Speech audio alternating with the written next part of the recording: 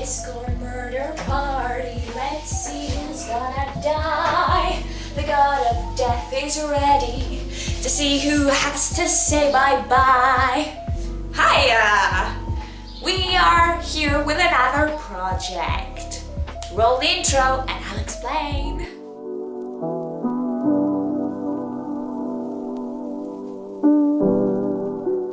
So, hello again.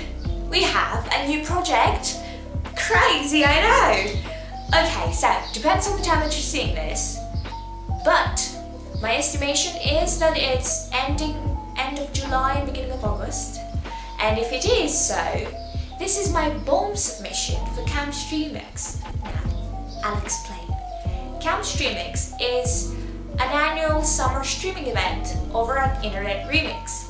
Internet Remix is a collection of very talented individuals who create song covers, skits. They used to do Let's Plays, but mostly they stream over on Twitch, various tabletop games or artsy things. They're a creative crew and they're honestly one of my favorite YouTubers. So, what is Camp Streamix? Camp Streamix is an annual streaming event. The members of Internet Remix separate into 3 teams: Team Murder, Team Fallen, and Team Annihilation. I know that the names sound kinda... they have to do a lot with death, but bear with me, there should also be a trigger warning for mentions of death and, you know, people dying, and you'll see what I mean in a minute. Now, because I can't exactly explain what Camp Streamix is, I will link videos explaining down below from the Internet Remix crew. What we care about in this particular video is the competition aspect of things. Let me explain. Last year, the Internet Remix crew announced a fan work competition in order to support our favorite teams. So, if I wanted to support Team Murder, but I couldn't donate bits, for those of you who don't know, bits is a thing over on Twitch. So if you want to support a streamer, you buy bits and you send bits. It's a way to financially support streamers. So if you are part of Camp Streamix and you watch the streams and you want to support your favorite team in order for them to win the stream stick. So if you want to help your favorite team, for example, Team Murder or Team Fallen or Team Annihilation, you could either donate bits to each particular stream whenever it happens. I believe Team Murder streams on Sundays, Team Annihilation streams on Fridays, and Team Fallen streams on Mondays. So you go to the particular day during the stream and you donate bits. But if you cannot afford to buy bits, last year they introduced this new way of supporting your favorite team. It's a fan work contest in which every form of fan work you can imagine, cosplays, fan art, wiki entries. They have a wiki entries. Covers, I'm not so sure. Have I seen the cover? I don't know. Anyway, you get the point. Every sort of fan work gets put in a cast vote weekly and a raffle, and if you win, if your entry does win either the cast vote or the raffle, you get to give 1,000 points, 1,000 bits to the team of your choosing. Team Murder. Team Murder. Alright, so this particular video is going to be documenting my journey through Camp Streamix, because the project, the plan, oh god, the plan is that I plan on entering the contest every single week. I know. And the video you're watching now is my submission for the bomb, the big side contest, I would say, that runs along the entire summer and is worth 10,000 bits to support your team of choosing. So this video is going to be recording my process through Camp Streamix, maybe some reactions, because there are some premieres I'm very interested in, like the premiere of Disco Murder Party. We like Disco Murder Party here. And the premiere of Call of... oh god, I can't pronounce it. Call of Cthulhu? I can't pronounce it. I'm sorry. An interesting premiere, so you will definitely see my progress art-wise, because I plan on doing watercolor pieces for each week. Camp Streamix ends August 16th, and the date today is June. Let me check the calendar. It's June 18th. It's June 18th. We're going through the first week of Camp Streamix, and yeah, I plan on entering every single week with a watercolor piece. I already have, and they have seen it and acknowledged it. Kristen has left some really nice words underneath. Thank you, Kristen. And yeah, we're documenting my journey through Camp Streamix.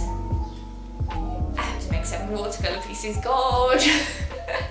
We'll see how it goes. Hopefully it goes well. Who knows? It's June 18th. Good luck to everyone. So, earlier today I finished listening to Call of Cthulhu Path. I still can't say the name wrong. I got Cthulhu right, but let's try that again. Call of Cthulhu Path of Perdition. And it was honestly so good. I don't know, like there was hype at the end with a cliffhanger, but like if I could get 8 episodes with just character interactions that just happened in the beginning, I wouldn't mind. Maybe, you know what, let's put a little spoiler alert for those of you who haven't watched Call of Cthulhu Path of Perdition, because I would like to talk about some things that happened. Of course, the, what's it called? I just said it. Of course, the cliffhanger at the end of the episode, like with the whole murder. And like, I had forgotten that something was supposed to happen, and like, what happens on a train? Every scenario that goes on a train, someone dies. What has DMP and Agatha Christie taught me? Not much, apparently. But yeah, I didn't see it coming because I was too absorbed in interactions and just watching them all be their adorable selves.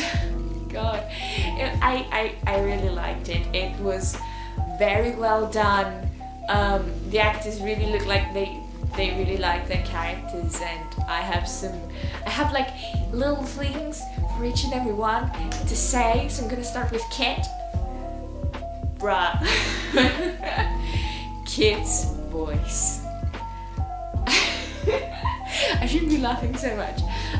Kit's voice, that raspy, low, deep voice with like a hint of an accent that I don't recognize, not for lack of, you know, good acting on the part of Atwas, but I don't know American accent, so.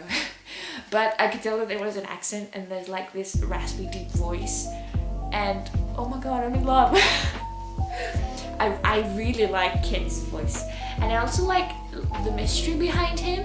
Like, he has a family, and I think we only know about his family, that he has a family, and like he's been doing things overseas, and we're worried, and we don't know. Exciting. I really like Kit. And then there's of course Sybil.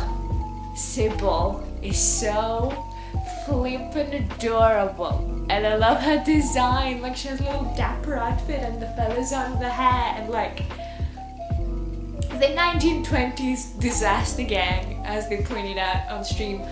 Oh my god, I'm smiling so much, my cheeks are gonna hurt. But I'm just like genuinely happy and interested, and I actually can't wait until Friday. Oh my god. And okay, so Sybil, so very cute, and such a happy person, and all excited and cute, and I love the way Kristen does her voice, sounds so cheery. I really like that. Really like Sybil. Let's continue on with Moon's character, Mason. Mason is like, man. He has like this really cool blonde hair. He has a really nice design. It's simple yet elegant. Kind of a bit of a crush, but like, shh, don't tell. And like, he is so chill and like cool, and he was like playing like Xena. I don't remember what happened to that, but like, he's like, I know what I'm doing, I'm just moving on with my life. I'm 20, I'm young, I don't have anything to care about. But I think that we haven't seen enough of Mason yet. He has potential that we haven't seen and of course will unfold in the future. Then there's legit names. Living Sunil for last. There's James. Split's character James. The bounty hunter, playing poker, being cool. And like, oh, I mean, theory time, but like, he was chasing the guy who died in the end of the episode. If people didn't know he was a bounty hunter, he would be the first to be suspected. But like, even if it was him, like, how did he do it? All he did was play poker and go to sleep. I have questions. But like, Split portrayed him so well, and he's like trying to play cool and not get like reveal his identity, I guess. I mean, they have said their names, and I'm like, why don't they give fake names if they want to hide? I mean, James probably does. I do have some questions and some things that aren't clear, but I think like they'll be answered in future episodes, so I just gotta wait. Yeah, he's really cool. I still think that we haven't seen much of him either. And I've left Sunil, baby boy. He was giving himself like a pep talk in the mirror. You can do this, you're an adult, and you can do whatever you put your mind into. or the other one, I'm an adult, I don't have to watch over his stuff. He's so cute, and he also has like this amazing accent. Bro is doing a really good accent. I wouldn't know about accents, but like, I think it's good and I like it, so. It's so good, and I just realized that this video is just 4 minutes of me like blabbering and laughing and just fangirling. But like, this is what this video is. We're fangirling here. We fangirl a lot. I like them so much. And also, I should mention that there's also the Game Master, Xander, who did all the research, all the learning about trains thing, and all the other side characters that I would like to call NPCs, but I'm not sure if they're called NPCs. And he's done like such a good job with all the accents and the weird voices and the dialogue, and boy, they've done such a good job, all of them. And there was also a bit of an argument on the post show about milk, but I'm not going to go into detail about that because yeah, it's weird and I'm not going to explain it. God, I'm excited. God, I want Monday to come. Ah, wait, no, Friday. Oh God, I've lost track of the days. Today's Monday. Yeah. Oh, I should also address that maybe in the beginning you heard me say I listened to Call of Cthulhu Path Perdition, and the reason why I used the verb listen instead of watched is that my internet and Twitch are being difficult, and every time I have the visuals on, it gets stuck every 5 seconds, and that's infuriating. So just put it on audio only and just listen. But they have thankfully uploaded the whole stream on YouTube, and I saw the visuals, and I'm like, Kristen's art is so cool.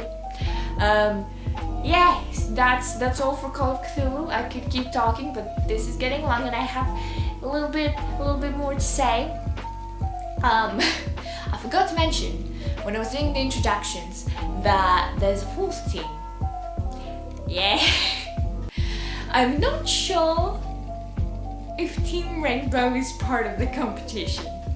I know, but like, the points are counted for the 3 teams that just are competitive, but you can actually give points to Team Rainbow. I am kind of confused. Team Rainbow like does definitely Thursdays and some other miscellaneous streams, and they're also really cool. They're more the chill aspect of things. And they're also very, very cool. I should mention that because I didn't, and I was watching Artsy Fartsy Party Night, and I hear Jordan saying that, yeah, Team Rainbow might win this year. You know, you never know what's gonna happen. And I'm like, I forgot Team Rainbow. god, I suck. Yeah, and a last bit, because this is 10 minutes already, god. Discord Murder Party is premiering next week. I don't know if you know how I feel about DMP, but it's the only IR show that I've watched in full. I've managed to watch in full, the 3 hour long each, you know, and I am very, very, very invested in Disco Murder Party, and heavens on earth, I'm excited, because yesterday, Sunday, for his Sunday I guess, a little video was uploaded on YouTube where Thorin and the Murder God were singing Twinkle Twinkle Little Star together, and it gave me all the feels and all the hype. And I am so very confused because the last time we left Thorin, he wasn't in a good mood, in a good mindset. Things happened, they were traumatizing for a child. And I'm like worried and excited, and like I have some gaps and questions and what's gonna happen, and I've been waiting for a month and I can't wait for next week.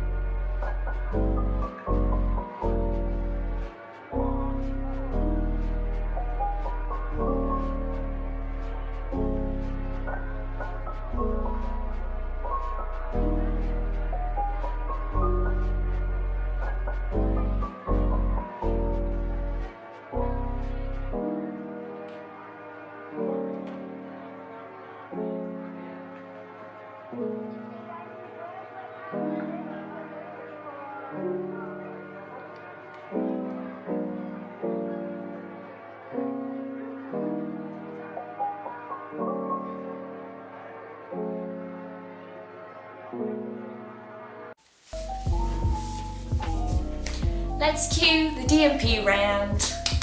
Who's ready to hear me rumble about a show that I really like? Okay, let's begin. Discord Murder Party, also known as DMP, is the first show on Internet Remix that I got invested in. And when I say invested, I mean really invested. And I found it surprising because at the time, I mean it still is relevant to me, but at the time I wasn't really into things that had to do with gore or like violence and murder and everything. I didn't really like them, and they gave me some not so pleasant thoughts. I had a little bit of fear of gore because when I was younger I just couldn't sleep when something scared me, but I grew out of it, thankfully. And I realized that I'd grown out of it listening to DMP.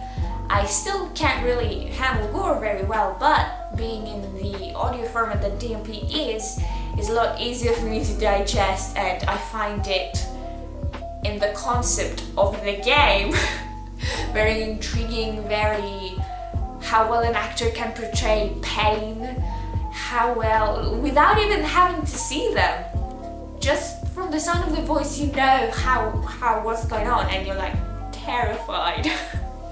It's a very good show, okay. But DMP is not just about murder. I know it's called Disco Murder Party for a reason, but there's a lot more to that show. It started off with season 1 as being just a simple game of mafia / werewolves / witches of Salem, which I've learned by heart by now. It started as something very simple, 10 people play this game, and then at around episode 6 to 7, things just went to hell. Not pun intended, I suppose. When Vincent, spoilers, obviously, when Vincent awoke and things started becoming a lot more plot relevant is around the point where I started watching it. So I started watching DMP a little bit after Vincent's awakening, and I was so hooked, I was so thrilled. It was something very new to me. I never got into podcasts, I never got into Go, I never got into roleplay. I didn't know what Mafia was at the beginning. Right now I'm so accustomed to it. I think if I ever tried to play it, I would just boom, know the rules, just like that. I've watched all of the episodes, so I suppose it's only natural that I know. And it's just very surprising because knowing me, it had none of the elements that I like. But I got interested. I think I saw artwork of Vincent and the Murder God on Tumblr, and I'm like, oh, that's interesting. Well, let's check that out. And at first I was hesitant because blood, murder, and everything, but I just couldn't stay away for some reason, and I'm glad that I didn't. So, season 1 was a lot of getting to know the game and getting to know our hero without really knowing too much, but still. Season 2 was when the deal was settled and they started getting to awaken more people, and that was their sole goal, and we rooted for these people, hoping that they would get back to their lives, without really considering that their lives, when they get back to them, some of these people are dead, or some of these have just horrible futures ahead of them. But oh god, that issue arose in season 3, but season 2 was all for getting the new people and awakening them and trying to find a way to freedom. And then the ending of season 2 happened, and Thorin sided with Murder God. I've never been more mad at a child in my entire life. Oh my god. And that's when the season ended, and you have a few months of hiatus, and you're just like, what do you mean? This can't be this. It would be great for an ending, so unsatisfying because the villain won, but then you know that there's gonna be a season 3, and you're like, but the game is over, how can there be a season 3? And season 3 begins, and we get to the lore. Aletheus, Christine is freed, Francis is freed, even though we didn't know a lot about him. They are chopped off the games, and Aletheus just appears to give instructions to Murder about something or whatever, and he goes at the end, what's your name? What's your name? Something that Vincent, I believe, has asked in the past, what is her name? And she's like, my name is Murder God. And I don't understand what it is with the name. Maybe it's like the thing in Doctor Who where we don't know the doctor's name for reasons that if we use his name, there would be terrible consequences or something along those lines. And season 3 started where you thought that all hope was lost, and honestly Vincent thought the same. He's drunk so much. He's drunk so much. And season 3 just went on with Hugo and Haley, who had to awake into, without the hero to work with them. They already had all these people who were trying to work together because they were so different, and they had differences that they couldn't work with, and it's just character development all over the place. And okay, I do love character development. It's one of the things that I'm like, yes. Even if the plot slows down, this is why you have filler episodes in shows. They're for character development. They're for the audience to like understand the characters and see them develop outside of the plot. Think in After the Last Airbender, there was the Tales of Passing Say. You got to see a lot more of the characters in a calm setting where they didn't have to rush to action because there's the plot and there's the main threat and the main antagonist, And I think that these scenes of just little interactions before its show is a very nice way of communicating how these characters develop their relationships with each other, how they continue to fight, how their story affects them as they are right now. And yeah, it's an amazing show and so much work goes into it. The improvisation, which is a big part of mostly seasons 1 and 2. I do believe that some scenes in season 3 are scripted, but like the games cannot be scripted because they base themselves on luck and other elements, and maybe major plot points will be scripted, but the rest is just improvisation, and it's mind-blowing how two people can just feed off each other's energies and just deliver a scene that's breathtaking. What's next? Next there's the amazing artwork that goes on the episodes. I think seasons 2 and 3 had more art in them, mostly because we were developing the show more and we get to know more, and now the show has lore and characters and the artwork represents the stories really well. And I think don't get me started on artwork. I am an artist. I do appreciate good artwork and shading and composition, and it's so good.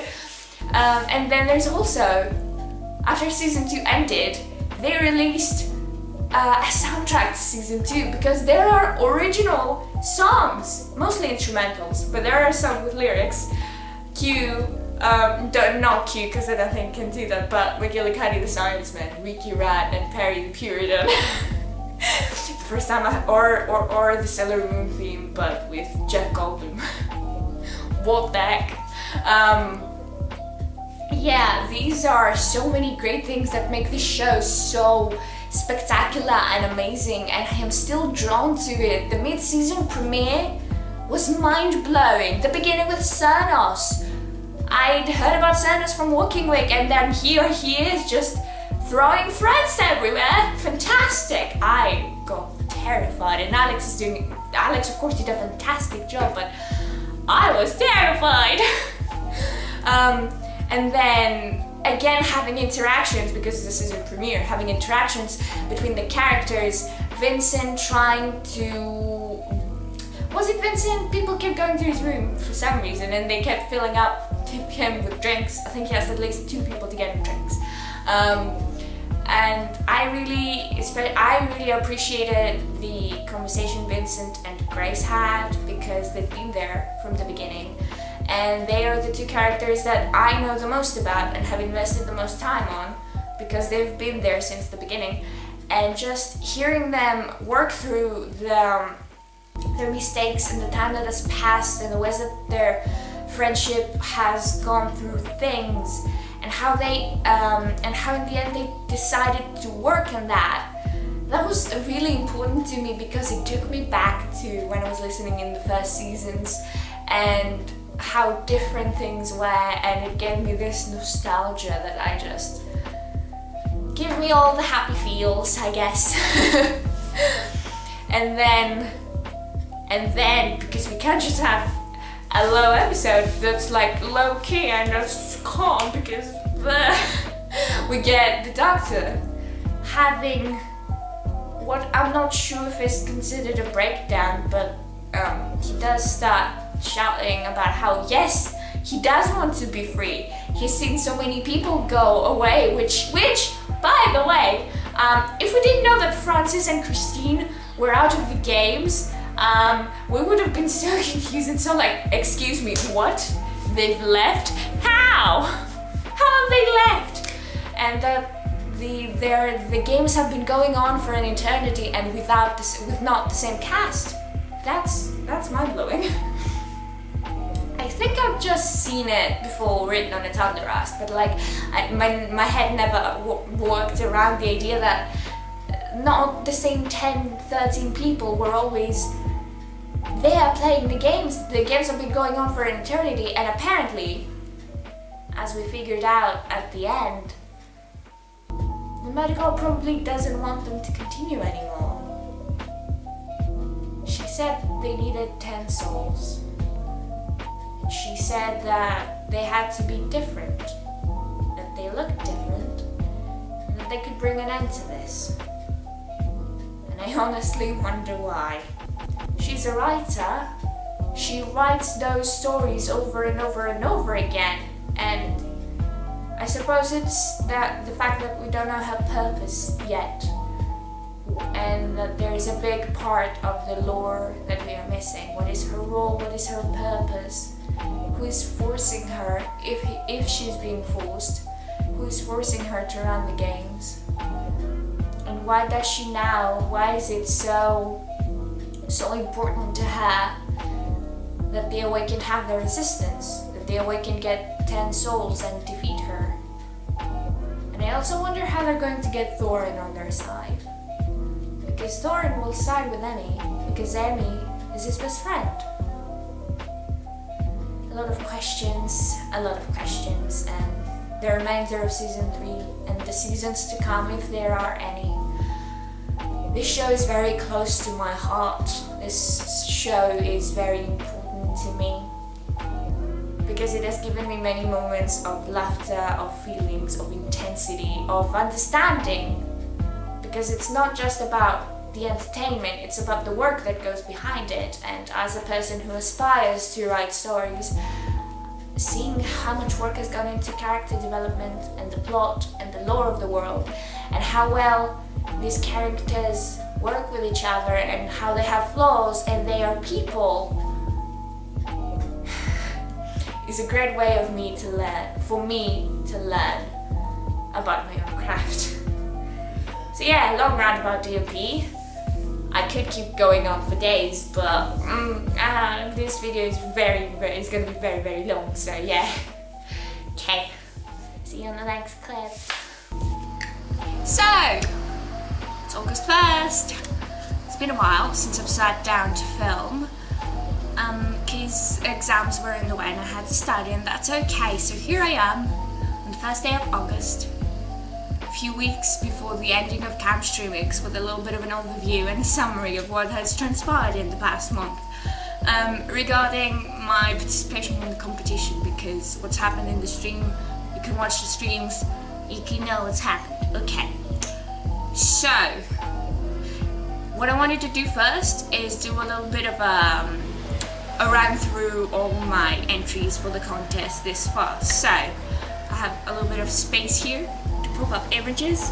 So for week 1, when Camp Streamix first started, I was watching the Cursed Throne streams, and then school caught up to me and I couldn't watch them anymore, but I watched up to a point and I really liked it. I'm gonna go back to Cursed Throne, don't worry. Please watch Cursed Throne. Please watch Cursed Throne. Just watch Cursed Throne. Okay. I really like Cursed Throne, and I really like the relationship between Tristana and Angela, who don't really like each other, but also kind of, you know, their characters match. They can communicate, sorta. So there was this bit where Tristana didn't want to heal 2 people whose names I can't for the life of me remember, and she's like, do I have to heal either? Do I? Yeah, that's I'm gonna start rambling, and this is gonna go too far. This is what this image is about, and then after I've drawn it, a couple of streams later, I hear Shiner say that Tristana never smiles. Yeah, let's move on. It is a portrait of Sybil Cordova from Call of Cthulhu, because I was obsessed. I'd only watched 1 episode, yet I loved it. I want it. You've probably seen the speed paint of this in the video. I love Sybil so much. She's so cool, she's so quirky, and oh lord, she's so great. She likes is unfazed by murder, death, and that gross corpse, but we're not going to talk about that now. Call of Cthulhu is going to come up later, I promise. So yeah, simple portrait, watercolors as usual. Really like that. Let's move on. I also, side note, I also had to guess what the colors of her outfit were. Not sure if that was correct, no one specified. I don't really care, but like, I thought blue looked nice, so yeah.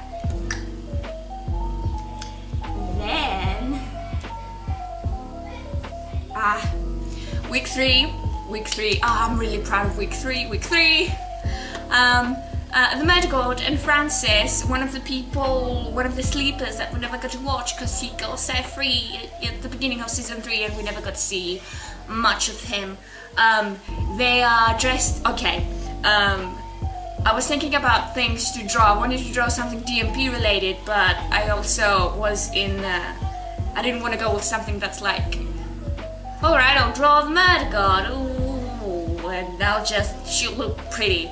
But I didn't want that. I wanted to put a little bit more imagination in it, and I have an interest in the history of fashion and how people used to dress in the past. I watch a lot of costumers, that's what they're called, who like actually look into the history of the clothes and everything, and I thought, wait, Francis is from the Italian Renaissance.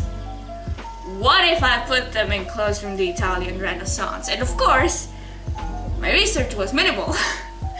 All I did was Google pictures of Italian Renaissance menswear, sorta, and it kept showing me Henry VIII. Henry VIII is not Italian, last time I checked. But anyway, I found some images. I found for Francis and I found for the Medgod, and then I improvised. It's not historically accurate by any means, but it's pretty and I liked it. And what you might have noticed, or you might not have noticed because I did a bad job, I tried on the Medgod's dress. In the references they had really complex designs, and I thought, what if I put on the black stars symbol, like the star and the little stars on the sides, but I couldn't be bothered to do it in detail, and I ended up just doing little diamond things and dots around. It's supposed to be the black star symbol. Maybe one day, if I redraw it, I'll do it in detail. Who knows? Who cares? Okay, let's move on. Week 4? 4, I think. Week 4. Ta-dam! I wanted to draw Cernas. I wanted to draw Cernas so much. I wanted to draw Cernas, but for the love of God, I can't draw muscles to save my life, and I also can't draw skulls to save my life. I would need so many references and so much figuring it out as I went. And I was kind of in a time crunch, but and I wanted to draw Cernas, and I was like, but he's so hard. How do I need a reference? Having a bit of a crisis. And I'm like, wait. Screenshot redraws are a thing. Yes. I could draw Cernas in my kind of own style, but also have a consistent reference that's gonna guarantee that I don't get this wrong. Yes, so it's a screenshot redraw, or draw this in your style.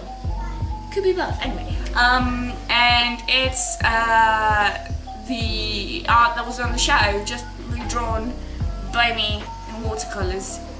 I did my best. Okay. Let's move on to week 5. And if I am correct, it should be week 5/6. Ding! Week 5/6 includes this. I'm so happy about this one because it's an inside joke. It's the internet remix memes. It's the bro bit. Brodingles gives a singular bit every single stream. I'm not sure about every single stream because I haven't been on every single stream. He gives like it's the bro bit, and it's an inside joke, and I love it. And that's all I have. That's all I have, because after the bro bit, something that I did not expect to happen happened. This piece, on the week that it was posted, won the raffle. This piece won the cast vote. And according to the rules, of course, if you win twice, you can no longer enter. But that's not what I want to talk about. I would like to recite my reactions. Because this post that won the raffle came in first, and I saw the message, and I was like, whoa, what? I proceeded to lose my mind, and I took a screenshot. I sent it to my friends. I was like, oh my god, girls, I won, holy shit. And my friends didn't really knew what I was talking about. I'd explained to one of them, but they didn't know. But I was losing it, and I was I won it. And they were like supportive, and oh my god, we're so proud of you, and everything. And I was losing my mind because when I, because I've done that before, when I enter competitions, I do it for the fun of it. Okay, do a good job, it's gonna be fun, and there's no way you're gonna win. And I've done that before, and I won. And I did that, and I still won the raffle, and I'm like, holy shit. And I was super excited, but then, a few weeks later, I get another message saying, hey, you've won the cast vote. I'd just woken up. Everyone else in the house was asleep. I had the longest silent scream I've ever had. It wasn't internal screaming, it was the silent scream. It wasn't. I lost my shit because I did not expect that, because I don't go into that to win, which is weird. Who enters competition up to win? Whatever. And I see that, and it's a cast vote, and I'm like, holy. Oh my god, I lost my mind. I started screaming, and I pulled it out of the bed, went out of my room, going to the other end of the house, and started pacing around with holy shit. Sent that to my friends, of course, immediately, and they were like, oh my god, you won the thing. Ah. Yes, a lot of excitement, but since I've won the competition twice, and there's still a few weeks of Streamix remaining, what do we do now? You can't enter anymore. So, what's up? Well, the initial plan was that I was gonna post fan art every single week, and I don't see why the fact that I've won the competition should stop me, because I do plan on making more fan art even after Streamix is over. Not weekly, because it's gonna destroy me, because burnout is a thing, but still.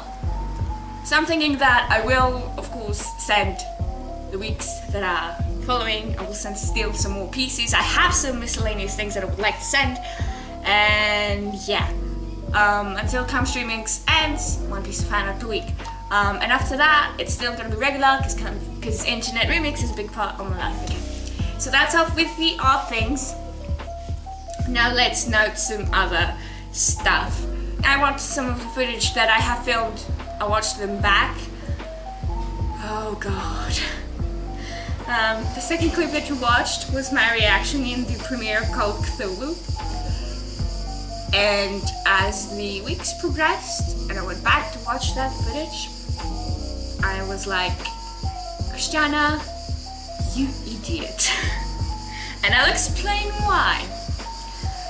I went on to make a review of a show that had only one episode. And of course, I had very little material to work with, but excitement and the constant phase of I don't know what I'm doing and no one can stop me resulted in that clip. That little bit taught me a few things. A, do not make assumptions based on the little information that you have. Maybe do a little bit more research before saying a few things about a person, fictional or not. Christiana, God, okay. And I really need to make an updated review of Call of Cthulhu because so much has happened and so much character development, and just don't react to first episodes. Wait for more. Okay. So Call of Cthulhu, Path of Perdition. Boy, it's a good show. It's a good show, and I can say that with certainty. There's so much going on, and have I clarified that I have no idea of tabletop RPGs? Have I? I didn't know what Call of Cthulhu was, but I watched it anyway. I do understand some of the mechanics, but there's no way that I could possibly I know what Call of Cthulhu is. Yeah, you want to play it? Absolutely not. I have no idea what's going on. I just like the story. So, the world building that has gone behind that is, gosh. Okay, the world building that is behind that show is amazing. Spoilers. some like the fact that they solved the mystery in episode 3 and the conflict, and Peter went whoop out of the train. And I was like, yeah, okay, the show is over now though. They've solved the mystery. Little did you know, Christiana. And the next episode, waking up in the desert with no memories of the previous week. Not memories. I'm like, what the frick is going on? I am so lost. I love this. Give me more. Give me more. Okay. This show is like, it's very good in many aspects. It has amazing characters with incredible personalities and backstories which we don't know much of, but their actions are the way to see what the personality is, and they are all such amazing people, especially poor Sunil. Poor Sunil didn't want to get into this but ended up so mixed up. God, he's so confused. God, I love him. Okay. Sunil is a cinnamon roll and must be protected at all costs. Protect Sunil per day. Okay. 20. No, okay. So this show is so... You can't really explain it to someone unless they've watched it and they know a bit about how Call of Cthulhu works, because if I had to explain this to someone, they would not understand a thing. Because how did they wake up like this? Isn't this a tabletop game? It sounds more like the plot to a TV series, and I'm like, ha! It's an amazing show, and I think that I'm not making any sense right now, and I should probably write an essay so I can get to edit the essay. Should I write an essay? You know, I might. Anyway, yeah. What I want to say is that this video has been an experiment and I get to learn a lot. I get to learn what kind of content I like producing. I get to maintain eye contact with camera, which is a thing that I need to learn how to do, and it's easier now. But I also learned through this video that A, do not judge people, fictional or not, without knowing enough about them. B, if you want to make a review, make it consistent and not out of the top of your head. Maybe write some things down and don't try to make stuff up. And, well, C's always have fun with it, because I've had so much fun with this video and the notes and putting in visuals and not just the video, but the whole of Camp Streamix, of drawing things every single week. I'd like to believe that my watercoloring has improved because of it.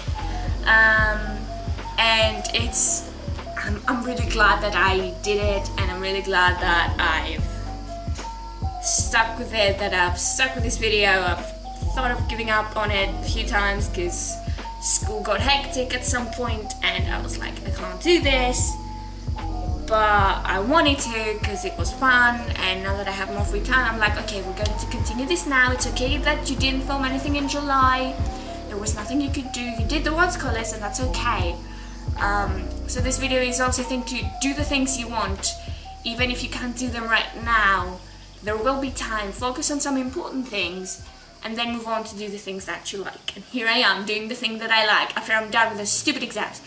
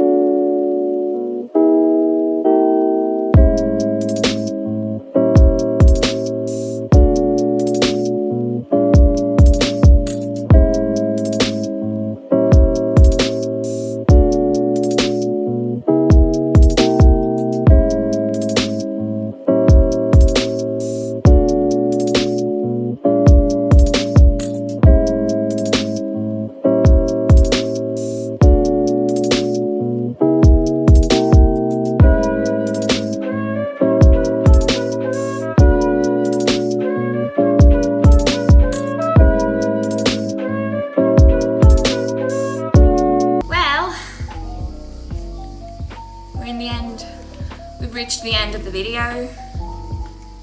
The if you're still watching, thank you for listening to me ramble about a crew of people that create content that I really enjoy and have actually played a significant part in my life, as most content does usually, I think. Great. This is a little thank you bit that I wanted to film, because yes, fangirling is fun and freaking out about things is fun, but I would like to express myself a bit more coherently. No, I do not have a script. I will probably not scream every 5 seconds. Hopefully. Okay. If I look blue, apologies. I don't know what happened to my lighting. Okay. So, thank you bit. Let's start with a bit of a backstory. It'll be short, I promise. I need to set you people free. A few years ago, I discovered a video game called Undertale. I suppose you all know where I'm going with this. I discovered this video game, and at the very same time I was very into musical theatre. And YouTube noticed those things and kept popping up into my recommendations. Undertale a musical, Bone Truzzle, Bone Truzzle, Bone Truzzle, Bone Truzzle, and it would not let me be. It kept popping up and I didn't want to click it because I wasn't used to jumping onto new things like, boom, I'm gonna watch that. No. But it kept popping up and I'm like, fine, I'll watch you. And I watched it and I loved it and I subscribed and I was waiting for the new releases and so excited. I watched the whole thing when it came out. Undertale the musical was so cool and I wanted to support the people behind it. And I would like the videos, watch them and be subscribed and yeah.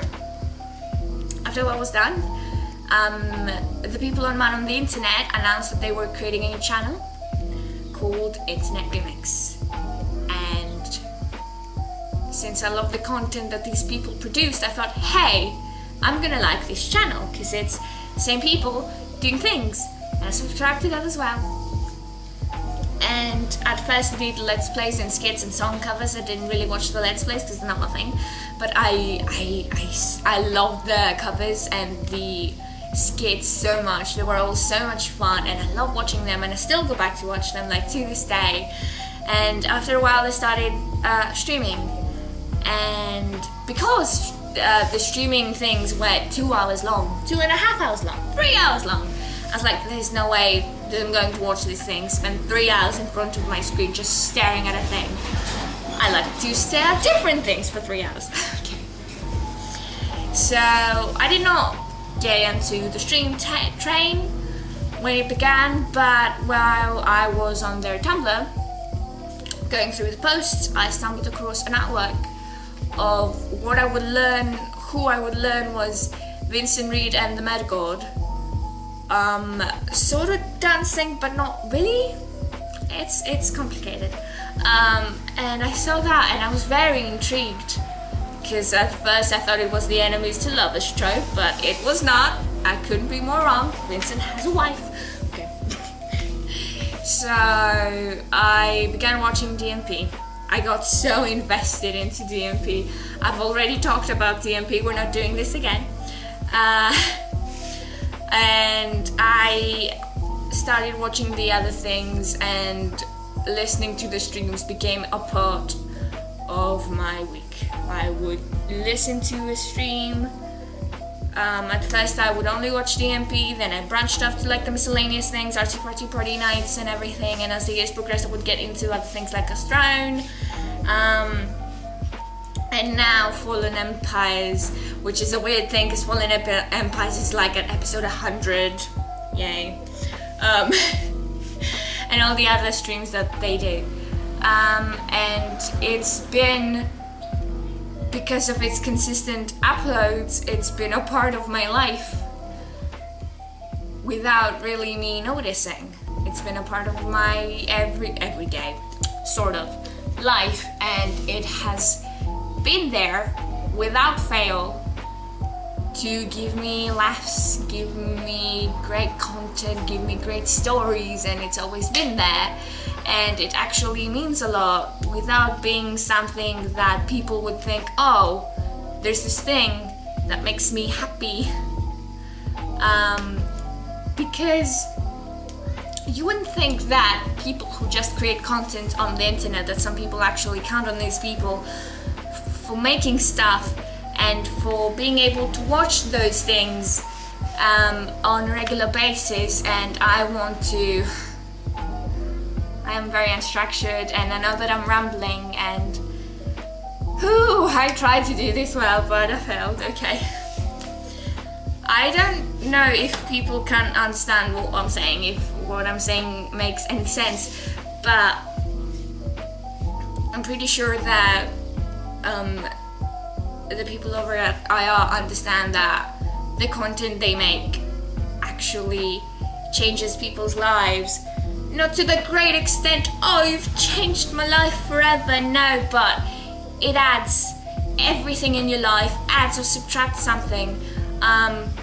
To me, the IR streams add so much more laughter. There is laughter in my life, but like the IR streams add more, and that's so great. They add laughter, they add suspense with like cliffhangers and everything. They add so much complicated storytelling and stories that I wouldn't watch in normal media. I never thought that I would be into tabletop RPGs, but here we are. And I want to thank you people, thank you guys over at IR from the bottom of my heart for all the content you've made, and for being there, and for being yourselves, and for making all those things that we, the fans, have come to love. I don't really know what it will be like if I couldn't go into YouTube when I'm feeling down and go back to watch like that old artsy fartsy party night where you made Splot for the first time, and then she just appeared on the screen and bro lost it and began laughing hysterically. And there are memories that you wouldn't think you would make but remember so fondly, because at the time you're alone in your room listening to these people and having the biggest smile, because you can be happy when you're alone. You can be happy when you're on your own. Sure, alone time is necessary, but like, especially in this quarantine, where human interaction has been sparse, having these people being who they are and doing what they do, it's the thing that I turn to for entertainment, for getting my mind off of the things that troubled me, because I still had to study, I still had my video lessons, I still had to catch up on things, and it just had the added like gloom of the quarantine. Holy smokes. Yeah. So that's the thing. There are times on streams that I remember fondly, and I've reached the point that I recognize these voices everywhere. Well, not everywhere because they're not everywhere, but like I recognize these voices from the moment I tune in to like a miscellaneous art stream. I don't need someone to introduce them. I know the voices. I know who these people are. They've come to be people who were there for me without knowing that they were there for me. And yeah. I'm losing my train of thought really quickly. I had some structure, but it all went downhill. Okay. This video has gone on for a long time. I'm really glad that I joined Streamix, all the fanwork contests and supporting these people who do amazing things, and I think it's a great way to give fans the opportunity to support and be involved into the event, because it's really fun. Guys, Streamix is so much fun! And when I learned that I had the opportunity to get involved and do fun things and not have to like financially support with bits, because not everyone can do that, and I'm like, wait, I can get involved? What? So yeah, it probably didn't make much sense. Oh well. This is where the video closes. This is where this giant attempt at fangirling ends. thank you for watching. Thank you to everyone at IR for everything, And here's to more content, here's to more, yeah, I don't know what I'm doing. Thank you, and see you next time. Bye.